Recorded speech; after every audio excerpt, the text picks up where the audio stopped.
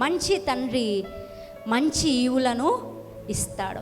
ఈ మంచి తండ్రి ఏం చేస్తాడో తెలుసా? అతడు బెస్టే ఇస్తాడు.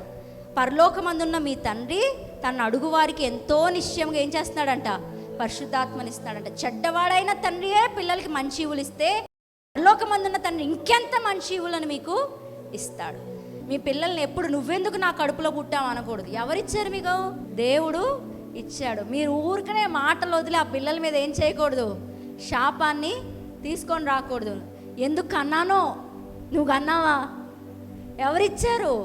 దేవుడిచ్చాడు. దేవుడు ఏది ఇచ్చినా మంచిది ఇస్తారు. మీ పిల్లల్ని చూసి మీరు చెప్పాలి, ఊరంతా చెప్పాలి, నా కొడుకు మంచోడే. ఇప్పుడు ఏదో అటు ఇటు తిరిగినట్టు అతని జీవితం అలా ఇలా ఉండొచ్చు, కానీ ఒకరోజు మాత్రం అతడు ఎలా ఉంటాడంటే మంచివాడిగా ఉంటాడు. ఎందుకు? నాకు మనుషులు ఇవ్వలేదు ఆ కొడుకుని. ఎవరిచ్చారు? దేవుడిచ్చాడు. అతని జీవితం మంచిగానే ఉంటుంది. సో దేవుడు ఏది ఇచ్చినా ఏం చేస్తాడు? మంచి ఇస్తాడు. నువ్వు ప్రయాసపడి తెచ్చుకుంటేనే అందులో అన్ని కష్టాలు ఉంటాయి, కానీ దేవుడు ఇస్తే మాత్రం అది మంచిగానే ఉంటుంది.